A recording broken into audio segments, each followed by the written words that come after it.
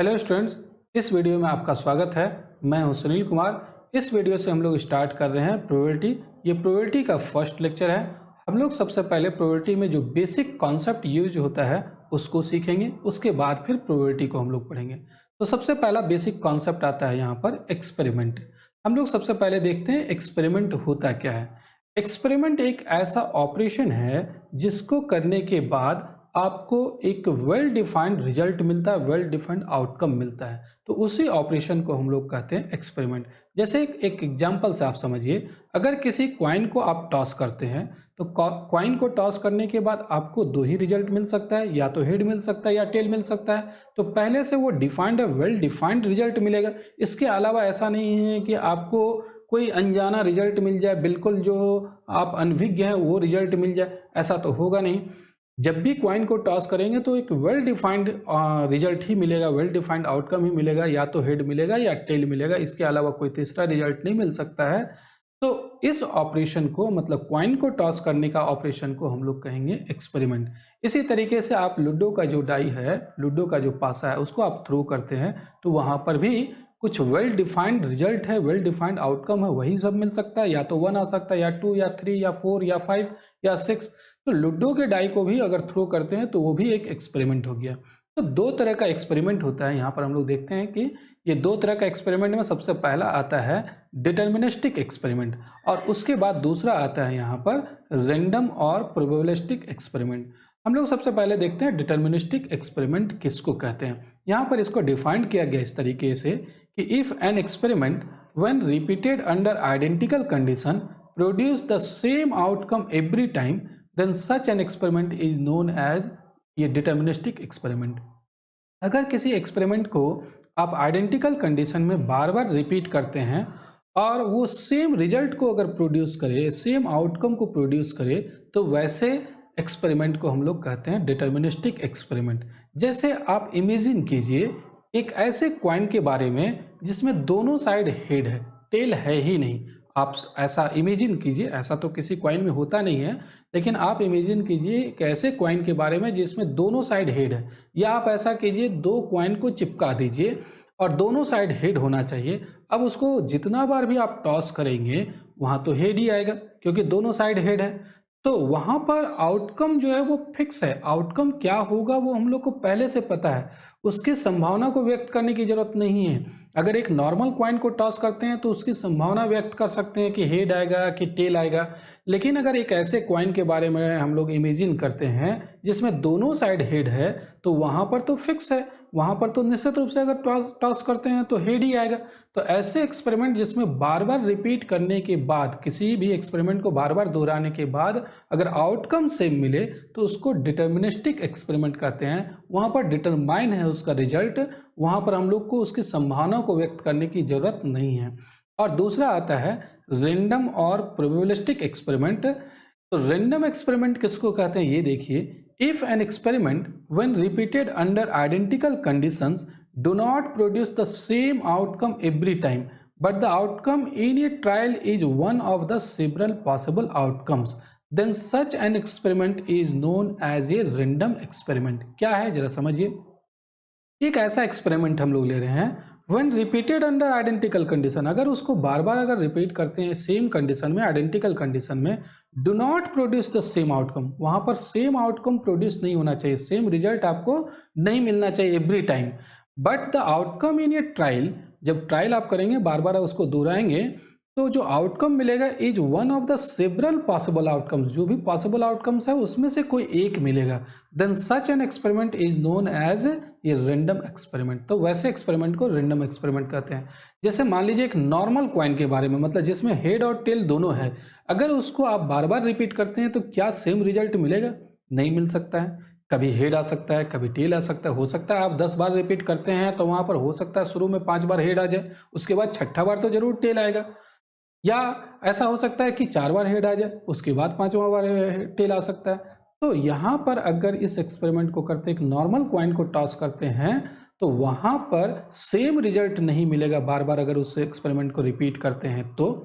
तो वैसे रिजल्ट को हम लोग कहते हैं, वैसे एक्सपेरिमेंट को कहते हैं रैंडम एक्सपेरिमेंट या फिर प्रोबेबिलिस्टिक एक्सपेरिमेंट। हम लोग को प्रोबेबिलिटी में इसी तरीके के एक्सपेरिमेंट के बारे में पढ़ना है जहां पर रिजल्ट सेम नहीं मिलता हो बार बार उस एक्सपेरिमेंट को दोहराने से। तो चलिए अब आगे बढ़ते हैं और उसके बाद हम लोग देखते हैं यहाँ पर सिंपल स्पेस। सिंपल स्पेस क्या होता है, इसको डिफाइन किया गया है कि the set of all possible outcomes of A random experiment is called the simple space associated with it and it is generally denoted by S। क्या है, जब आप एक्सपेरिमेंट को करते हैं तो कुछ ना कुछ तो वहाँ रिजल्ट आएगा, कुछ ना कुछ तो आउटकम आएगा। तो जो भी पॉसिबल आउटकम मिल सकता है उस सारे का आप कलेक्शन बना लीजिए, एक सेट बना लीजिए, उसी सेट को हम लोग कहते हैं सिंपल स्पेस। देखिए, the set of all possible outcomes, सारे पॉसिबल आउटकम्स। जैसे आप किसी कॉइन को टॉस करते हैं तो वहां पर क्या क्या पॉसिबल आउटकम्स हो सकता है, दो ही हो सकता है, या तो हेड आ सकता है या फिर टेल आ सकता है, उसके अलावा कोई तीसरा आउटकम्स नहीं मिल सकता है। तो पॉसिबल आउटकम्स में दो ही है। तो जो भी पॉसिबल आउटकम्स है उसका अगर हम लोग एक कलेक्शन बना लें, उसका एक सेट बना लें, तो उसी को कहते हैं is called a simple space associated with it. उस एक्सपेरिमेंट से एसोसिएटेड वो सिंपल स्पेस कहलाता है। And it is generally denoted by S. और इसको हम लोग कैसे डिनोट करते हैं, एस से सिंपल स्पेस को डिनोट करते हैं। इसको एक एग्जाम्पल से समझते हैं। एग्जाम्पल में मैं ले रहा हूं कि if a coin is tossed, then अगर किसी एक क्वाइन को टॉस किया जाए तो क्या सिंपल स्पेस होगा। सिंपल स्पेस तो हम लोग देख चुके हैं कि सिंपल स्पेस में जो भी पॉसिबल आउटकम होता है एक्सपेरिमेंट को करने के बाद वो सारे का एक सेट होता है। तो अगर किसी कॉइन को टॉस करते हैं तो क्या क्या यहाँ पर पॉसिबल आउटकम्स मिल सकता है, या तो आपको हेड मिलेगा जिसको मैं एच से डिनोट कर रहा हूँ, या फिर टेल मिलेगा जिसको मैं टी लिख रहा हूँ। ये दोनों का एक सेट बना लेता हूँ, ये एक कलेक्शन बना लिया, और इसी कलेक्शन को हम लोग एस से डिनोट करते हैं। तो इसी को हम लोग कहेंगे सिंपल स्पेस। सिंपल स्पेस होता है उस एक्सपेरिमेंट को करने के बाद जो भी पॉसिबल आउटकम्स मिलता है उस सारे का आप कलेक्शन बना लीजिए। यहाँ पर दो ही पॉसिबल आउटकम्स मिल सकता था, या तो हेड मिल सकता है या टेल मिल सकता है। इसका एक हम लोग कलेक्शन बना लिए, एक सेट बना लिए, और इसी को कहेंगे सिंपल स्पेस। इसको एस से डिनोट करते हैं। चलिए दूसरा एग्जाम्पल हम लोग देखते हैं कि if two coins are tossed together, then अगर दो क्वाइन को टॉस किया जाए तो क्या सिंपल स्पेस होगा। जरा ध्यान से समझिएगा, यहाँ पर दो क्वाइन को अगर टॉस करेंगे तो हो सकता है दोनों क्वाइन को एक साथ टॉस किया गया, हो सकता है फर्स्ट में भी हेड मिले और सेकेंड में भी हेड मिले, ऐसा हो सकता है। या हो सकता है कि फर्स्ट में हेड मिले और सेकेंड में टेल मिले, या ऐसा हो सकता है कि फर्स्ट में टेल मिले और सेकेंड में हेड मिले, या फिर ऐसा हो सकता है कि दोनों में, पहला और दूसरा दोनों में टेल मिले। तो इसके अलावा और भी कोई भी आउटकम्स नहीं मिल सकता, यही आउटकम मिलेगा।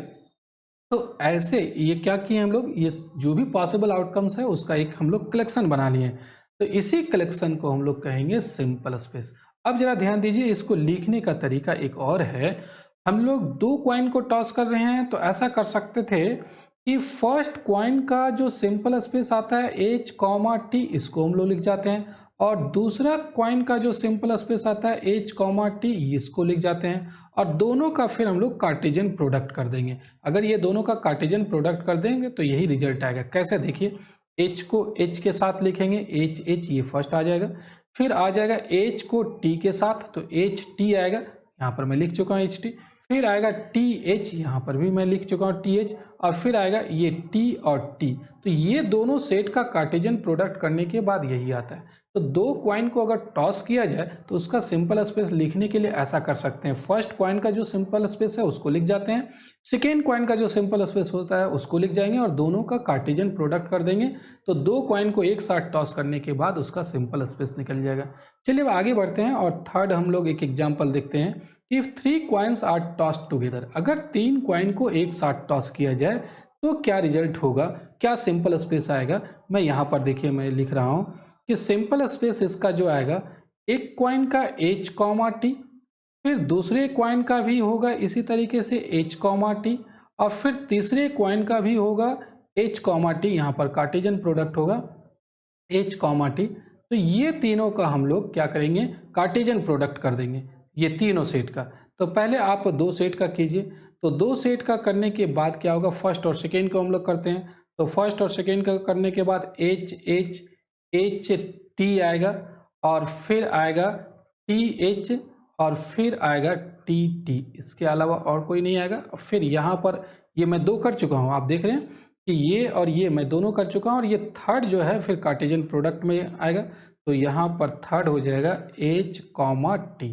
अब फिर इसका कार्टेशियन प्रोडक्ट करते हैं, तो देखिए हम लोग यहाँ पर क्या कर रहे हैं, H और फिर इसको H के साथ, फिर HT फिर इसको H के साथ, फिर TH फिर इसको H के साथ, फिर TT इसको H के साथ। तो ये चार को मैं पहले लिख रहा हूँ। देखिए चार में से सबसे पहला आएगा H आएगा, फिर यहाँ पर आएगा HT, यहाँ पर T होगा, HTH आएगा, और फिर आएगा TH आएगा, और फिर TTH आएगा।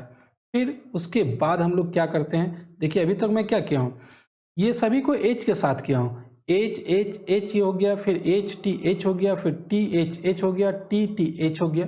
फिर अब ये सभी को T के साथ हम लोग कंबाइन करते हैं, तो देखिए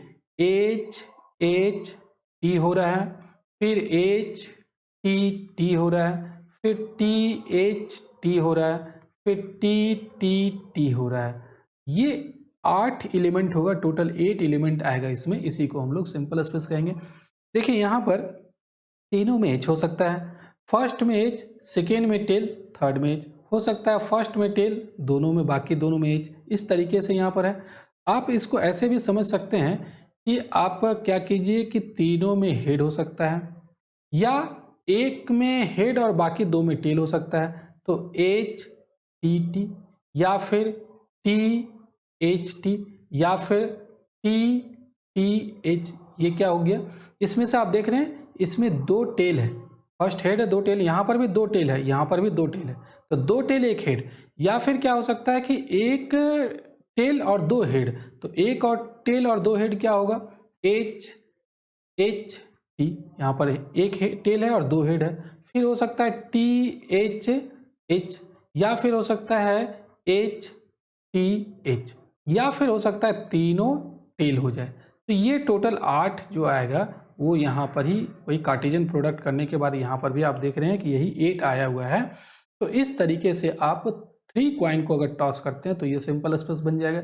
चलिए और भी आगे बढ़ते हैं और कुछ और क्वेश्चन को हम लोग देखते हैं। सबसे पहला यहाँ पर क्वेश्चन है कि ये coin is tossed twice, if the second throw results in a tail, ये die is thrown, describe the sample space for experiment. क्या कहता है कि एक कॉइन को टॉस किया गया है, if the second throw result in a tail, ये कॉइन को जो टॉस किया गया वो 2 बार टॉस किया गया है। अगर दूसरा बार में टेल आता है तो एक पासे को फेंका जाता है, एक डाई को फेंका जाता है, लूडो का डाई को।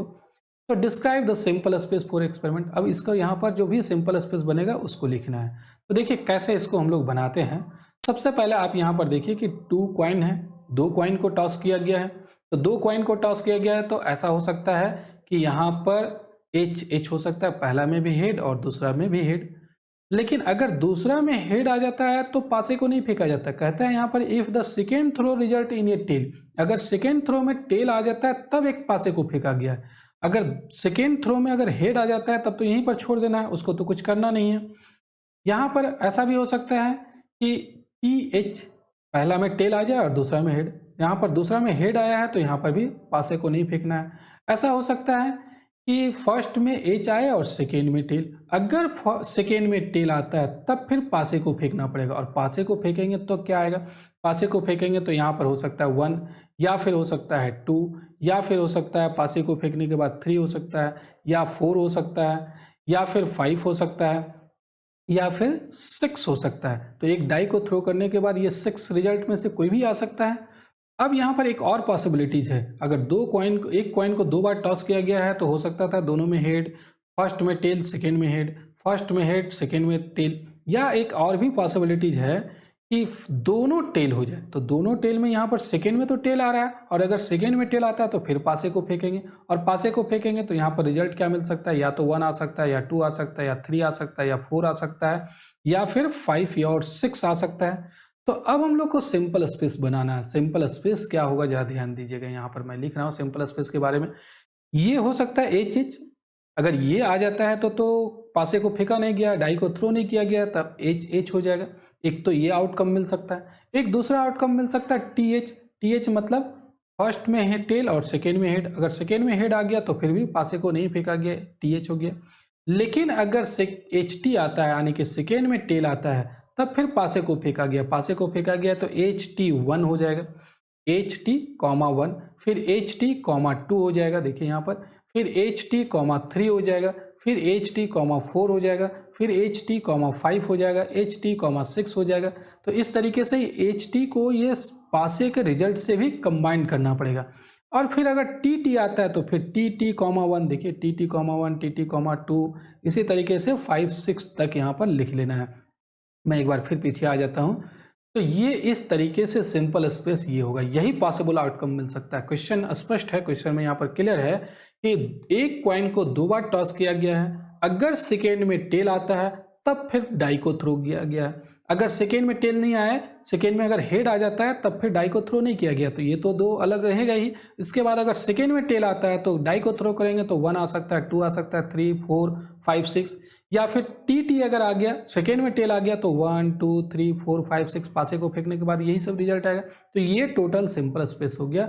यहाँ पर हम लोग जो भी पॉसिबल आउटकम्स है सारे का कलेक्शन बना लिया, this is called simple space. Next question पर आते हैं। नेक्स्ट क्वेश्चन क्या है ये जरा देखिए।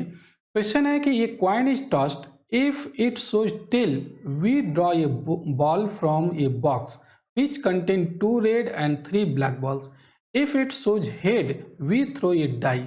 Find the simple space of this experiment. Question जरा ध्यान दीजिए, ये कॉइन इज टॉस्ड, एक पासे को फेंका गया है, इफ इट shows tail, अगर ये टेल आ जाता है तो हम लोग एक बॉल निकालेंगे, वी ड्रॉ ए बॉल, कहाँ से निकालेंगे, फ्रॉम ए बॉक्स, और उस बॉक्स में कितने बॉल है, 2 रेड बॉल है, 3 ब्लैक बॉल है।